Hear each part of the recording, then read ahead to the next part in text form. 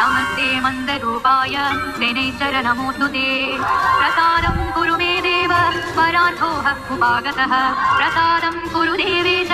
दीनस्य प्रणतस्य च नमः कृष्णाय नीलाय शितिकण्ठनिभाय च नमस्काराग्निरूपाय कृतान्ताय च वै नमः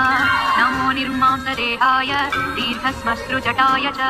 नमो विशालनेत्राय स्थूलरोम्णे च वै पुनः नमो दीर्घाय शुष्काय कालदंष्ट नमोऽस्तु ते नमोऽस्तु कोटराक्षाय दुर्निरीक्षाय वै नमः नमो नीलमधुकाय नीलोद्गरनिभाय च नमो घोराय रौद्राय भीषणाय कराळिने नमस्ते सर्वभक्षाय बलीमुख नमोऽस्तु ते सूर्यपुत्र नमस्तेस्तु भास्कराभयदाय च अधो दृष्टे नमस्तेस्तु संवत्सक नमोऽस्तु ते नमो मन्दगते तुभ्यं निस्त्रिंशाय नमोऽस्तु ते नवसादग्धदेहाय नित्यं योगरताय च नमो नित्यं क्षुधाताय अतृप्ताय च वै नमः ज्ञानचक्षुर्नमस्तेस्तु कस्यपात्मज सूनवे तुष्टो ददाति वैराज्यं हृष्टो हरति तत्क्षणात् देवासुरमनुष्याश्च